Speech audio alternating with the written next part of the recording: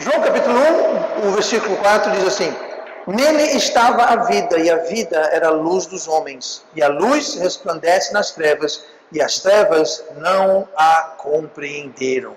E oremos. Amado Pai, Deus querido, abençoe agora a Tua palavra, que o Senhor possa nos trazer entendimento. Pedimos que o Teu Espírito venha nos guiar toda a verdade.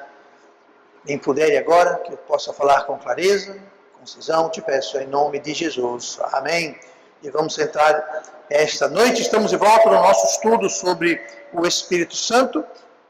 E nós estamos vendo o que ele faz depois da salvação, qual o ministério dele após a salvação.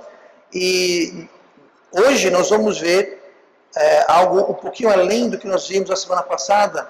Na semana passada nós vimos que o Espírito Santo, ele traz uma série de mudanças, ele dissipa as trevas, ele dissipa as ilusões com a vinda do Espírito Santo, ele tira as trevas e com a luz nós podemos então enxergar melhor e mais claramente. Vamos ver outras coisas hoje que o Espírito Santo faz, ou melhor ainda, algumas coisas que as trevas fazem, e essas coisas são desfeitas porque o Espírito Santo as dissipa, digamos assim, com a vinda da luz. Então nós lemos agora há pouco o versículo 4 e 5 de João capítulo 1, onde fala que as trevas, estamos dizendo aqui que as trevas, elas impedem a nossa compreensão. Né?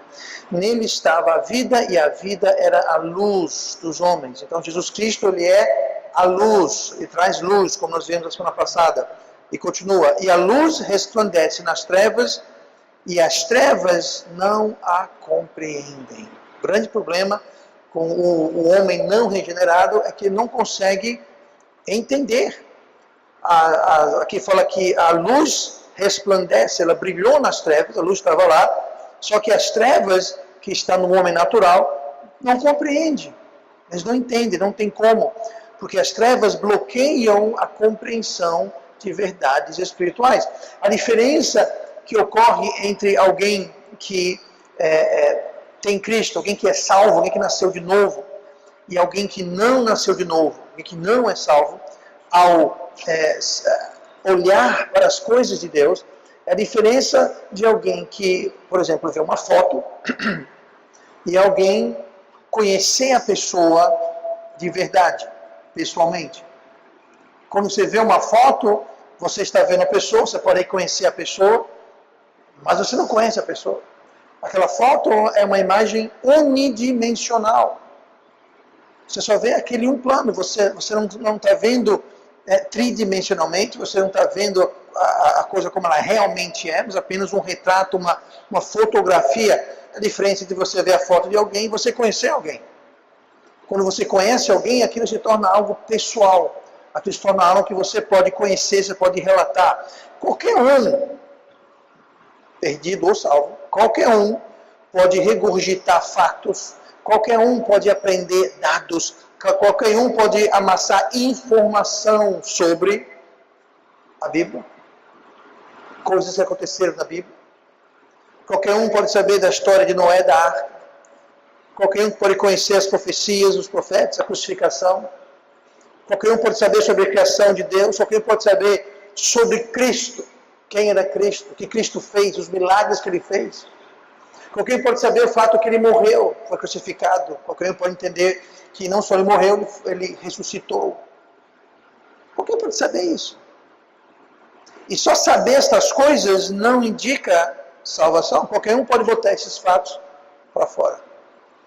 Isso não indica salvação, isso não indica sequer compreensão. Isso você tem um conhecimento unidimensional. Você sabe de coisas, mas você não conhece o que aquilo está representando. Não tem sequer comparação entre você conhecer uma pessoa numa foto e conhecer uma pessoa. Vou dar um exemplo aqui. Se eu mostrar para você uma foto da Rainha Elizabeth, talvez você reconheceria. Você diria: não, essa daí é a Rainha Elizabeth. Ela é inglesa, ela mora na Inglaterra, tem um palácio ali, ela tem um filho assim, tem netos. Mas você não conhece a rainha. Você está vendo ela numa foto, você conhece fatos sobre a vida dela. Outra coisa é você conhecê-la. É você conhecer sobre a vida dela. Conhecê-la pessoalmente. Aí tem toda a diferença. Aí quando você vê uma foto, não é apenas algo seco, distante e unidimensional. Agora você conhece com uma certa profundidade a personalidade daquela pessoa. Pois bem, as trevas, elas impedem alguém de ter esse conhecimento, esse relacionamento com Deus ou as coisas de Deus de forma mais profunda. Tem muita gente sabe, tem muita gente religiosa, muita gente que viveu a vida inteira na igreja, nessa ou qualquer outra igreja, que sabe de fatos, conhece as histórias bíblicas, sabe que Pedro andou nas águas, sabe que um pivete com alguns pães e peixes, Jesus transformou aquilo em uma festa que alimentou milhares de pessoas, sabe sobre Jonas, conhece sobre um monte de coisa. Mas isso não quer dizer que a pessoa tenha entendimento do que aquilo representa, ou entendimento e conhecimento do Deus que está sendo representado e está de trás daquelas coisas. E o Espírito Santo, ele transforma a nossa visão limitada que nós temos para um conhecimento profundo da pessoa de Deus a quem nós podemos conhecer. Você não vai conhecer a Deus instantaneamente no ato da salvação, mas vai abrir as portas, vai dissipar as trevas e nós vamos ter então um novo entendimento. Como João falou aqui, a luz resplandece nas trevas, mas as trevas não a compreenderam. Muita gente não compreende Deus. Eles não compreendem Deus. Semana passada nós falamos sobre como o Espírito Santo dissipa as ilusões.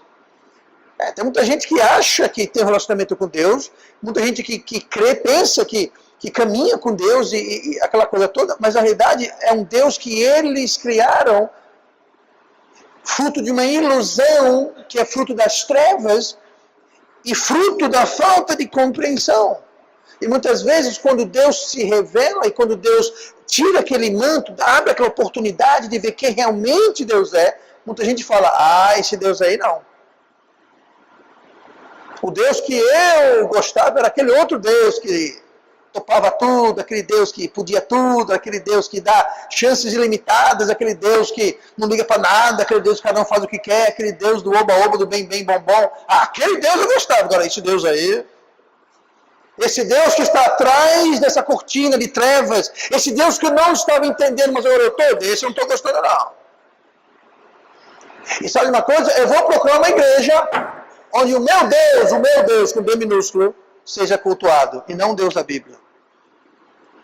E o motivo que existe tantas falsas religiões e falsas igrejas no mundo hoje é justamente isso, é que a luz resplandece, mas os homens não compreendem a luz, eles não entendem.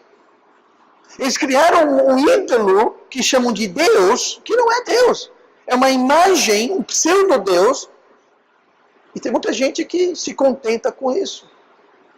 Porque o homem natural, ele não compreende as coisas de Deus. A luz resplandece, mas os homens não entendem. A verdade é que eles não podem incorporar. Deus é a incorporação, é a materialização da verdade. Deus é verdade. Ele é personificação da verdade, do justo, do correto. Mas o homem nas trevas não tem como entender isso. Trevas espirituais nos impedem de conhecer Deus e conhecer as suas verdades. Podemos até saber a respeito, mas não compreender. Não compreender. E nunca confunda alguém que sabe sobre salvação com alguém que é salvo. Eu estava comentando isso outro dia, não sei aonde, nem com quem, mas num país como o Brasil, o nosso trabalho de evangelização consiste não em trazer fatos novos para ninguém, mas de simplesmente juntar e apresentar fatos que outrora aquela pessoa não entendia. Eu vou dar um exemplo. Aqui no Brasil, dificilmente você vai encontrar alguém que você vai falar sobre Jesus, eles vão dizer, quem é Jesus? Porque a Bíblia, o que é a Bíblia? Porque Jesus ressuscitou dos mortos. O que? O morto ressuscitou? Ninguém fica surpreso com isso. Porque 99% das pessoas no Brasil por bem ou por mal, por um meio ou por outro, através de igrejas corretas ou erradas, eles conhecem os fatos. Eles sabem de Jesus, eles sabem que ele nasceu de Maria, eles sabem que ele foi crucificado, eles sabem que eles sabem, mas não conhecem. Agora, você muda de campo missionário, vai para um lugar distante, remoto. Você vai para as ilhas do Pacífico. Você vai para um lugar onde o cristianismo em nenhuma forma se apresentou. Eu li um livro anos atrás sobre... Inclusive o livro estava aí na biblioteca até ser emprestado e alguém gostou tanto que não devolveu o livro. Então. Mas o que aconteceu foi que era um relato de uns 100, 120 anos atrás, de missionários. Minto, era um relato dos anos 50, nem tanto tempo atrás assim, dos anos 50, 60 anos atrás. E eles foram para Papua Nova Guiné. Chegando lá, o trabalho desses missionários era explicar para as pessoas o que era a Bíblia. Era a palavra de Deus. Ok. Qual Deus? Porque lá eles criam que o trovão é um Deus, a lua é um Deus, o sol é um Deus, o mar é um Deus, essa árvore é um Deus, aquele passarinho. Tudo era Deus, são politeístas. Aí Jesus, quem é Jesus? Então o trabalho consistia em você dar primeiramente fatos para as pessoas conhecessem. Entenda, para você ser salvo, você precisa saber. Você não tem como ser salvo sem saber de certas coisas. Mas não é só sabendo que você vai ser salvo. Não é só você simplesmente conhecer sobre a história de Cristo, a salvação e ressurreição. Saber dessas coisas não quer dizer que você é salvo. Existe muita gente hoje que acha que é crente, tem muita gente que é pensado que é crente porque sabe regurgitar um monte de fatos. Sabe dizer no capítulo tal, do livro tal, no versículo tal, assim diz. Nossa, como é espiritual. Gente, qualquer um pode decorar. Qualquer um pode dar uma referência bíblica, quando pode saber. Mas não quer dizer que a pessoa conheça. E o Espírito Santo lhe traz, após a salvação, condição da gente não só saber, mas compreender o que Deus é, ou melhor, quem Deus é e o que Ele representa. E as trevas impedem isso. Abra suas Bíblias para João 3, e versículo 19, onde diz assim: e a condenação é esta, que a luz veio ao mundo, mais uma vez falando sobre a luz. João 3,19. E a condenação é essa, que a luz veio ao mundo, e os homens amaram mais as trevas do que a luz, porque as suas obras eram más. É interessante notar aqui a correlação que existe entre amar as trevas e praticar obras más. Quanto mais obras más alguém tem, isso é sinal de mais treva. É causa e efeito. É tanto a causa quanto o efeito. Obras más é um efeito da pessoa estar em trevas. E quanto mais obras más a pessoa tem, mais trevas ela adiciona. Mais obscura ficam aquelas trevas. A correlação aqui é clara. Né? João, foi Paulo, não, foi João. O apóstolo João escreve aqui, os homens amaram mais as trevas do que a luz. Aí diz, por quê? Mas por que os homens amaram mais as trevas do que a luz? Ele fala, por quê? Devido ao fato que suas obras eram más. Então quem tem obras más, quem pratica iniquidade, vai ter um grau maior, uma profundidade maior de trevas. E o inverso é verdade. Uma pessoa que tem menos obras más, não é que não vai ter trevas, mas não vai sair das trevas, porque o que vai tirar a gente das trevas é o Espírito Santo na salvação. Mas alguém que não tem tantas obras más, ele vai ter umas trevas menos obscuras. Vai ser mais fácil ela enxergar através das trevas. Então, uma ausência de más obras não vai salvar ninguém. Mas ela vai facilitar a verdade chegar a você. Às vezes, evangelizando, você encontra alguém que diz entender o evangelho, mas fala, não quero. E Eu não sei em todos os casos, mas alguns casos eu sei porque conversando com a pessoa, a gente conhece a respeito da pessoa. Existe alguma coisa ou algumas coisas na vida daquela pessoa meio pesado. Eu lembro que foi ano passado, se não me engano, foi com o Micael. A gente estava evangelizando ali no Vale das Pitangas. Esse é o nome que nós demos para aquela área toda ali. E encontramos uma jovem, foi com você, foi, Micael? Uma jovem, e essa jovem não queria conversa do evangelho. Não queria conversa. E, conversando com ela, ela mesma estava dizendo que ela consumia drogas, levava uma vida de promiscuidade, de deboche, uma vida cheia de obras más. A gente percebia que aquela vida que ela levava, aquela constante de obras más, aquilo distanciava ela de entender e receber o evangelho. Apenas um exemplo que eu posso relatar que aconteceu recentemente. Mas o que isso quer dizer, pastor? A condenação é essa, que a luz veio ao mundo e os homens amaram mais as trevas do que a luz. As trevas, além de bloquear a nossa compreensão, as trevas, elas desfiguram, deturpam, pervertem as nossas afeições, os nossos apetites. Nós não conseguíamos, antes da salvação, nós não conseguíamos amar as coisas certas. Uma pessoa perdida, ela não consegue amar o que é correto. Uma pessoa perdida consegue muito facilmente, sim, amar as coisas erradas, as coisas ruins.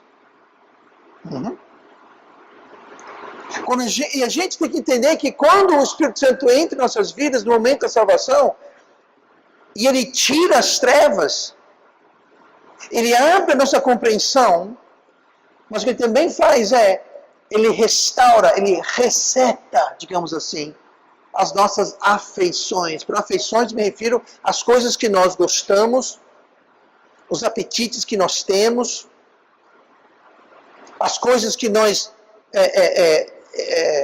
apreciamos. Tudo isso é resetado com a vinda do Espírito Santo, que vem afastar e tirar as trevas. Depois da salvação, isso deve mudar. As coisas que nós amávamos, agora a gente olha e fala, eu não gosto mais daquilo. E coisas que nós agora amamos, nós dizemos, é engraçado, eu nunca gostei disso. Eu nunca gostei de vir para a igreja. Se há um exemplo mais claro disso, sou eu aqui, ó. Tão chocante foi a mudança, que eu comentei semana passada, eu lembro que no dia 21 de julho de 91, eu fui salvo, voltei para casa, sentei no sofá da minha sala, e eu falei assim, uau, eu estou com vontade de ir para a igreja. Gente, a última vez que eu fui para a igreja, eu fui expulso, e convidado nunca mais a voltar. Você tem uma ideia, agora eu quero querendo voltar. Eu tinha uma vontade e sede de ler a Bíblia. E eu sabia, falei, gente, isso não existia ontem. Hoje de manhã, eu não tinha essa vontade, eu não tinha esse desejo, eu não queria isso. E eu lembro, eu sentado no sofá pensando, o que aconteceu? Algo mudou. É como se for resetado. Eu já comentei antes aqui, eu lembro, talvez a primeira oração que eu fiz a Deus depois da salvação, por questão de algumas horas depois, eu falei, Deus, tudo que eu penso, acho, creio, toda opinião que eu tenho, eu quero, esquece, eu quero resetar tudo. Eu não quero ter gosto, não quero ter vontade, não quero ter nada, eu quero resetar tudo, e agora eu quero que você, Deus, reconstrua, reedifique, reprograme o meu coração. Porque eu com 25 anos de idade, o que eu achava, eu não queria achar. O que eu pensava, eu não queria pensar. O que eu sabia, eu não queria pensar. Eu queria passar o quadro em branco, pegar um apagador e... E foi isso que Deus me ajudou a fazer. Mas Ele mudou a minha afeição, Ele muda as nossas afeições. Diz aqui, os homens amaram mais as trevas. O homem natural, ele ama as trevas. Ele ama o mundo, ele ama a carne, ele ama as coisas da carne. tudo isso. Ele ama a mentira, o engano. Conseguir vantagem, passar a pessoa para trás, ter vantagem ilícita, enganar alguém. Tudo isso está no coração do homem. O engano do mundo, o engano das riquezas, o engano da carne, tudo isso, o orgulho nos olhos, tudo isso está no homem. E quando nós recebemos Cristo, o Espírito Santo vem, ele dissipa as trevas, ele tira as ilusões, ele abre o entendimento e ele reseta as nossas afeições. Zera. Começa do zero, ele zera e a gente pode então começar a reconstruir. Amávamos as coisas do mundo, amávamos como o mundo é, o modo que ele pensa. Nós amamos as prioridades que o mundo tem, como o mundo age, o jeito do mundo falar, se divertir.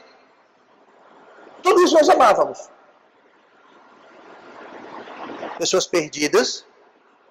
Eu digo mais, como pessoas perdidas, porque todos nós um dia éramos perdidos, nós achávamos graça dos otários que viviam para Cristo. Os babacos trouxas indo para a igreja ali, ó. Beijar a mão do pastor. Ninguém nunca beijou minha mão. Vamos começar hoje, depois do culto, fazer uma linha aqui, certo? Não, beijar meu pé. Mais reverência. Esse povo de domingo, vão para a igreja manhã, tarde, noite, bando de otário, perdendo a vida, um solzão desse, vou para a praia. Vou para o shopping, vou para... Eu perdi sono para ir para a igreja. Eu vou dormir até... Perdi meu tempo. Perdi tempo na igreja. Perdi tempo lendo a Bíblia, que isso, cara? O seu pastor foi você de beber, de farrar? Sabe quem pensa assim? Pessoas perdidas pensam assim. Mas quando nós somos salvos, algo muda. Algo muda. Eu pensava assim. Para mim, crente, católico, testemunho de Jeová, mormon, é tudo a mesma coisa. Eu não fazia a mínima distinção. É tudo babaca, é tudo otário, é tudo abestalhado. Eu não sabia que diferente entre um crente. Para mim, um crente era um católico meio afoito, meio sem ter o que fazer. Para mim é tudo uma coisa. Testemunho de Jeová, para mim, não era seita, era cristão igual, era um crente mais eufórico ainda, pronto. Mas para mim era tudo um balaio só, era uma bagunça só, não tinha... E eu queria o máximo de distância possível. Você imagina a minha surpresa e o meu queixo caído quando eu me vi no dia 21 de julho de 91, às 8 horas da noite. Eu sou crente agora. Eu fiquei chocado. O meu entendimento foi aberto. As minhas afeições foram mudadas. As coisas que eu gostava, eu não gostava mais. As coisas que eu não gostava, agora eu gosto. Então entenda, isso não é isso é algo que vai lá dentro. Tinha muita coisa que naquele momento eu não sabia que eu não gostava ainda. Isso, eu não estou falando que houve uma transformação instantânea e eu virei um... Não é isso. Mas o coração muda. O coração muda. Muita coisa muda. O nosso gosto muda. Há uma transformação. Crentes que não conseguem amar o que é certo e amam o que é errado se colocam numa posição complicada. Tiago 4,4. Adúlteros e adúlteras, não sabeis vós que a amizade do mundo é inimizade contra Deus? Portanto, qualquer que quiser ser amigo do mundo, constitui-se inimigo de Deus. Se constitui, Deus falou assim, olha, eu salvei você, eu mandei meu espírito, o meu espírito lhe deu entendimento, dissipou as trevas, tirou as ilusões, lhe deu novas afeições. Como você ousa correr para a lama da qual eu te tirei? Se você fizer isso, você está se constituindo. Olha o que está falando aqui, ó. Constitui-se, reflexivo. Você está se fazendo meu inimigo. Deus não está fazendo você inimigo dele, ao contrário, nós estamos nos fazendo inimigos dele. Como? Tendo amizade com o mundo. Isso aqui não é ter amigos do mundo. É ter amizade com o mundo, com o sistema do mundo, com o jeito do mundo. É a gente agir, pensar, raciocinar, ter perspectiva do mundo. Isso é ter amizade com o mundo. Quando a gente faz isso, nós estamos tomando a posição contrária a Deus, estamos nos tornando, nos fazendo inimigos de Deus. Entende? Isso aqui está sendo escrito para crentes. Mas, pastor, o senhor não falou que isso acontece quando a pessoa é salva? Então, quando a pessoa é salva e muda o apetite, muda as afeições, muda... Então, muda. Mas do mesmo jeito que muda, pode desmudar. Após a salvação, deve haver um reset em nossas afeições, deve haver um amor pelas coisas de Deus, pela justiça, pela verdade.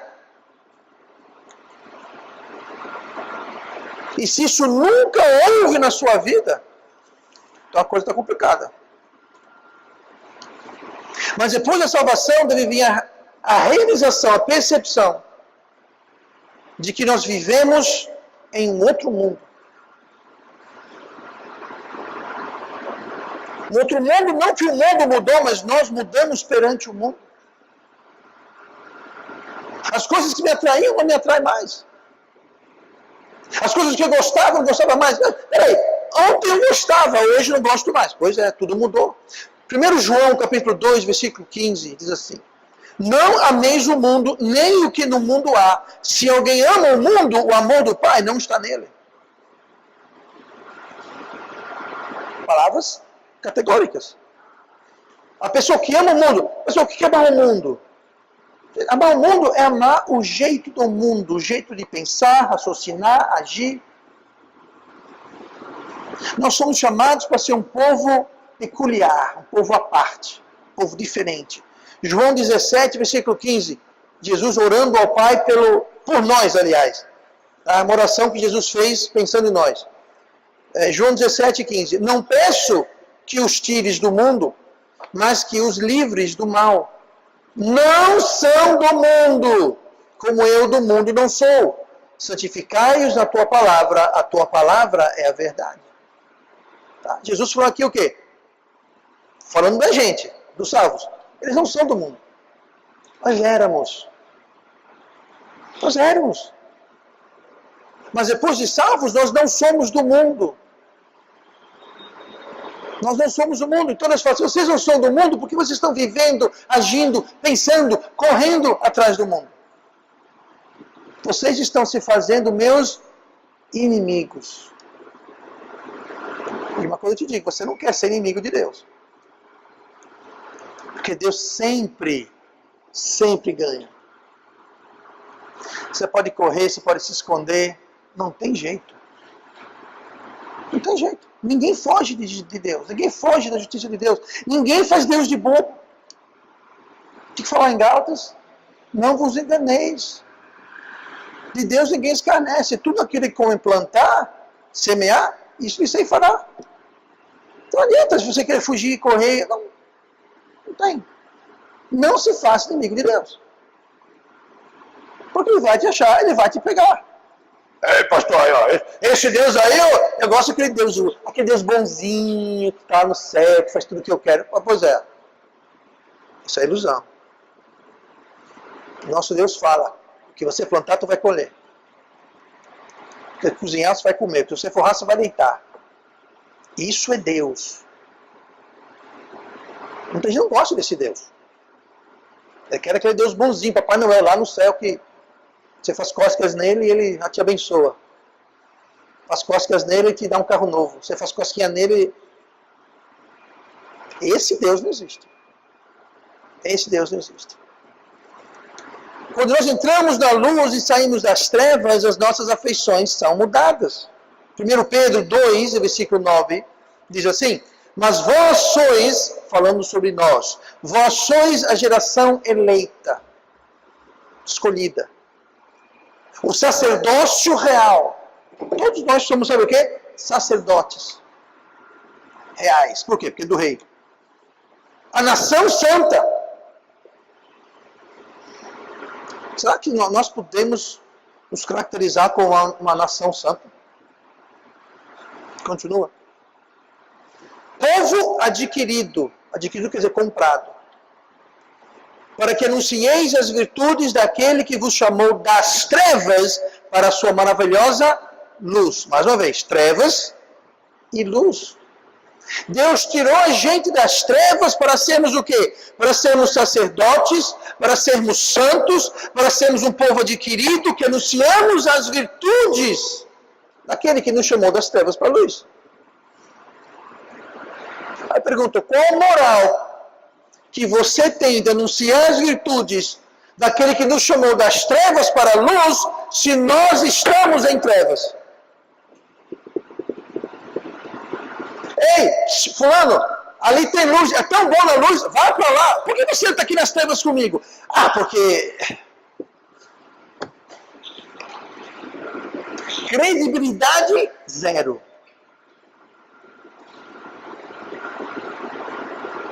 Como é que você chama alguém para fazer alguma coisa que você mesmo não faz? Como é que você chama alguém para ser uma coisa que você mesmo não é? Como é que você chama alguém para crer naquilo que você mesmo não crê? Ah, eu creio, pastor. Não, você pode crer aqui, você pode saber, mas você não conhece, porque quem crê de verdade faz obras, fé sem obras é o quê? Morta. Se você fala que crê, mas não faz, você não crê, você conhece, você sabe, mas você não conhece. Porque quem conhece, aquilo gera um efeito. Pessoa, um pai e uma mãe chega para o filho, meu filho, leia a Bíblia. Aí o filho responde, pai, leia a tua Bíblia. Meu filho, vá para a igreja. Sim, mãinha, por que você não vai para a igreja? Nós somos chamados para ser um sacerdote. Sabe o que é um sacerdote? O sacerdote é alguém que é o intermediário. Uhum. Sabe como um perdido, uma pessoa que não conhece Cristo, sabe como ele vai chegar a Cristo? Através do sacerdote, que somos nós. E Jesus, ele é o sumo sacerdote. Por quê? Porque ele que faz o elo entre nós e Deus. Ninguém vai ao Pai a não ser por mim. Quem falou isso? Jesus. Ninguém vai ao Pai. Ele é o sacerdote, ele é o intermediário. E ninguém vai a Cristo a não ser por nós. Ninguém vê a Cristo porque caiu um copo na cabeça dele e ele falou, eu preciso ser salvo agora nesse instante. Não é assim que acontece, gente. Alguém tem que ir lá, bater na porta dele e falar, ei, Psite, vem aqui. Alguém tem que dar um panfleto para ele, conversar com ele, convidar para vir para a igreja. Enfim, tem que haver intermédio, interação com os sacerdotes reais. E somos nós. Ele nos tirou das trevas para a sua maravilhosa luz. Gente, é maravilhoso. Muita gente olha para a luz e fala, uff. A Bíblia fala que os homens não gostam da luz porque a luz manifesta ou mostra, aponta as suas más obras. Sacerdócio real, nação santa, povo adquirido para anunciar as virtudes daquele que vos chamou das trevas para a sua maravilhosa luz. Lembre-se, vocês lembram quando você era criancinha? Vocês lembram quando R$1 deixava você todo feliz? Eu vou comprar, naquela época eu vou comprar 10 flaus. Hoje você não compra um. Olha, acho que compra um, eu não sei quanto é que está o preço do flau no mercado hoje, mas... Hoje você percebe que aquele R$1 não é nada.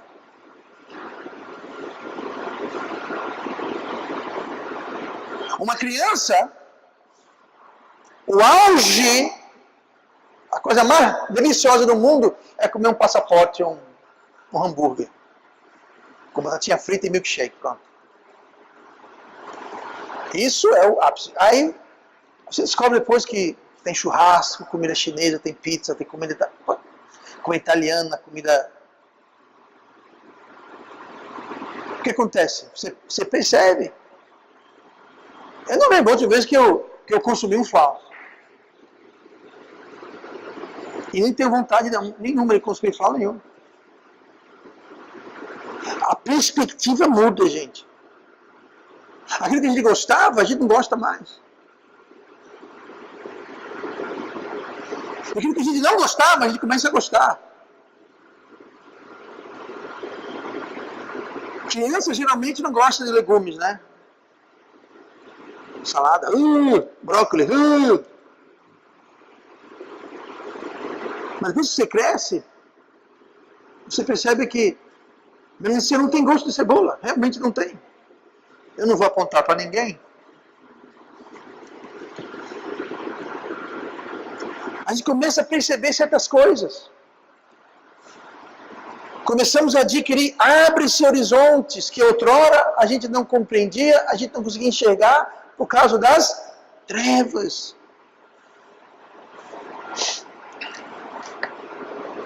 Deus quer nos levar a uma mudança de como nós encaramos e interpretamos o mundo. Como compreendemos o mundo. Porque isso vai diretamente impactar as nossas decisões e as nossas escolhas. Apocalipse 2, versículo 4, trata do desfazer, do resetar. Agora, mais uma vez, se nunca na sua vida houve esse reset, eu não digo nada. Mas tem que ter havido. Mas olha o que fala Apocalipse 2,4. Que é Jesus falando às igrejas. Ele fala essa igreja em questão aqui.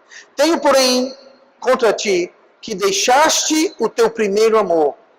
Lembra-te, pois, de onde caíste, arrepende-te, e pratica as primeiras obras.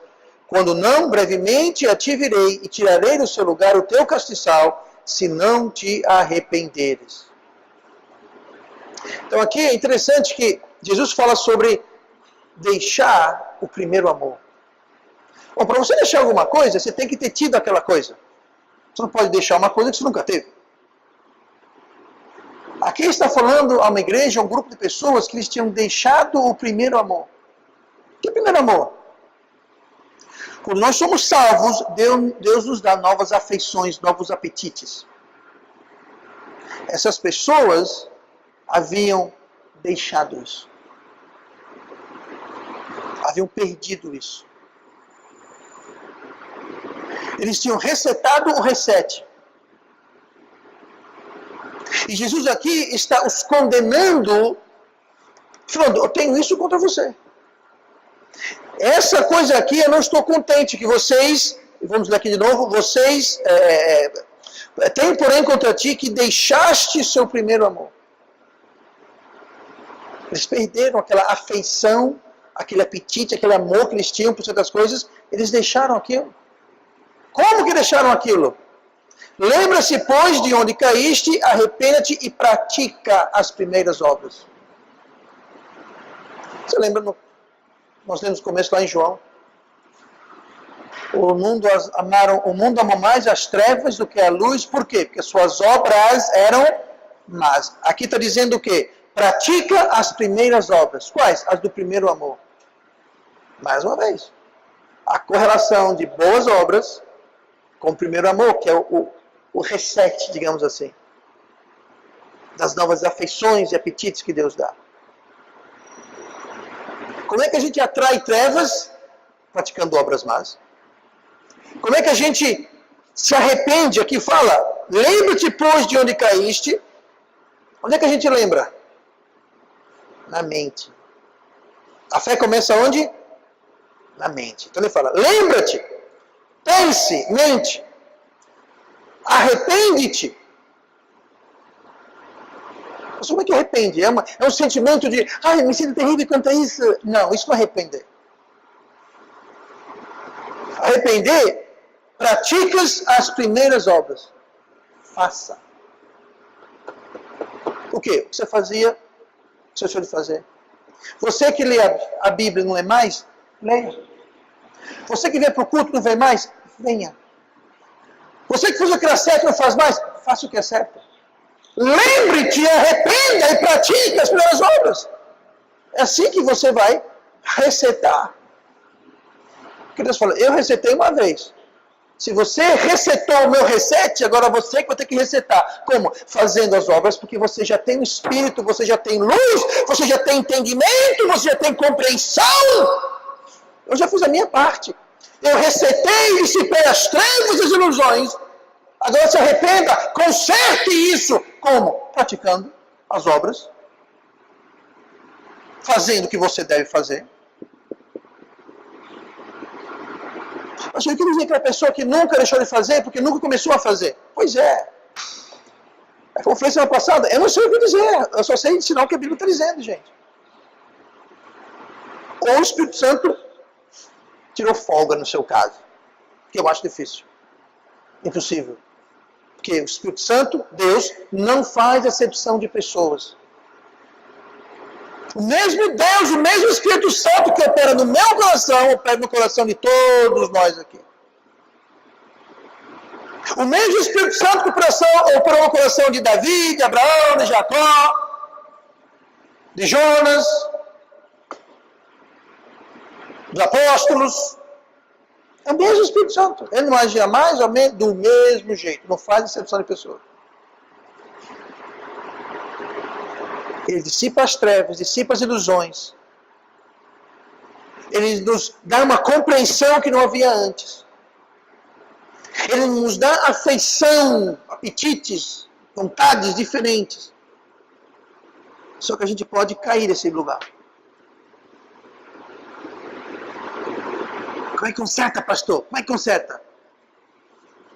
Lembre. Lembrar quer dizer que você um dia fez. É isso que eu digo. Pastor, o que fazer aquela pessoa que nunca fez? Eu não sei o que dizer para você, gente. Jesus falou, lembre-se. Mas para lembrar, você tem que ter feito.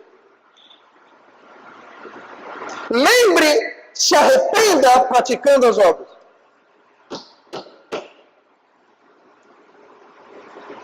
E pratica as primeiras obras. Quando não, ou seja, caso contrário, brevemente a ti virei e tirarei do seu lugar o castiçal, se não te arrependeres. O que quer dizer isso, castiçal? O contexto todo dos primeiros capítulos do Apocalipse é Jesus falando aos pastores de 7 igrejas. E os pastores eram para então dar o recado para a congregação. Tá? O pastor é chamado de um anjo. Um anjo, simplesmente, o significado da palavra anjo quer dizer mensageiro. Tá? Mas esse castiçal aqui está se referindo ao fato de que aquela igreja é uma igreja de Jesus Cristo. O castiçal representa a presença dele, a presença, a luz de Cristo. Ou seja, essa aqui é uma igreja minha. Indicando que há igrejas que não têm o castiçal, igrejas que não são de Cristo. Igrejas que não pregam a palavra, igrejas que não são obedientes. Então, você pode ter uma igreja que ela não tem castiçal. Então, isso quer dizer, se você não fizer isso, eu vou retirar minha influência, a minha presença da sua vida. Ah, mas Deus fala, nunca te deixarei, nem te abandonarei. Não, em termos de salvação, não, nunca vai abandonar. Agora ele não vai caminhar com você. Você não vai ter comunhão com ele. Ele não vai te abençoar, te livrar, te direcionar como ele gostaria e poderia fazer. Ele falou aqui, ó, pratica as obras do primeiro amor. E quando não, eu virei a ti em breve. Ou seja, qualquer hora eu vou vir e vou retirar o castiçal. Ou seja, há consequências para ficar empurrando com a barriga. Ah, depois eu faço isso, pastor. Deixa primeiro eu fazer isso, deixa primeiro eu fazer aquilo. Outra hora, ano que vem. Deixa eu primeiro, blá, blá, blá. Deixa eu primeiro, blá, blá, blá. Ok. Brevemente, Jesus vai vir e tirar o castiçal da tua vida. Gente, aqui não está falando de tirar a salvação, não é isso. Mas é tirar a presença, a influência, o poder da tua vida. Então não é para a gente ficar sentado em cima das mãos esperando. Isso são coisas que nós fazemos. cabe a mim fazer. Jesus falou o quê? Falou assim, lembra-te, pois, de onde caíste, e arrepende-te e pratica as primeiras obras. Quem tem que praticar é a gente. É nós. Não é Deus, nós. Não, pastor, é nós, cada um de nós. Não é seu pai, sua mãe, seu filho, seu patrão, seu pastor, cada um de nós. Eu só posso praticar na minha vida, eu. Eu não posso praticar nada na sua vida. E você na minha. Eu não posso tomar decisões ou fazer escolhas por você. Só por mim. Mas note que esse primeiro amor, esse primeiro reset, pode ser perdido. A gente pode perder o primeiro amor. A gente pode não ter apetite, vontade, desejo, inclinação nenhuma para as coisas de Deus. Por quê? Porque perdeu o primeiro amor. Ou nunca teve o primeiro amor. Que é muito mais sério. Lembra semana passada a gente falou sobre ilusão? Existem muitas pessoas que vivem a ilusão de que são salvos. Mas quando você vê direitinho, um dos versículos mais horripilantes da Bíblia, lá em Mateus, eu não lembro agora onde. Jesus está falando uma profecia. E naquele dia, muitos virão a mim, dizendo, Senhor, Senhor, Senhor. E eu vos direi abertamente, apartai-vos de mim, não vos conheço. Eram pessoas que achavam, foram correndo para Jesus, Senhor! Ele falou, hã? Não conheço você. Note, não conheço.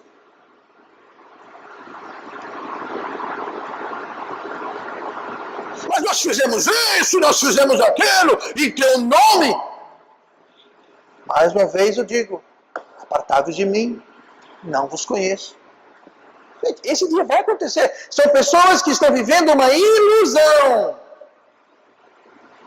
Ilusão proveniente das trevas.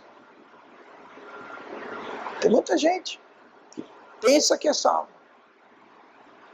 Porque sabe fatos.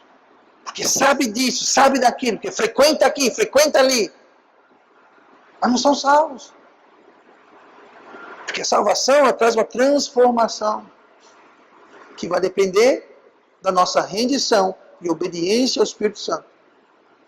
E muitas vezes essa rendição e obediência não existe, porque não existe nova vida. É apenas o velho homem, é apenas a carne se iludindo.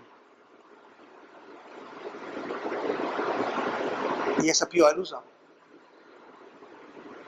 Que nunca ouçamos essa palavra da boca de Cristo. Apartai-vos de mim. Gente, isso é uma profecia. Haverá pessoas que irão para Cristo achando que são salvos e vão dizer, sai fora. Elas sabem sobre condenação eterna, elas sabem sobre o inferno, elas sabem sobre as chamas do inferno, sabem de tudo, mas saber não salva ninguém. Elas vão ouvir, apartai-vos de mim. E vamos orar. Manda o Pai.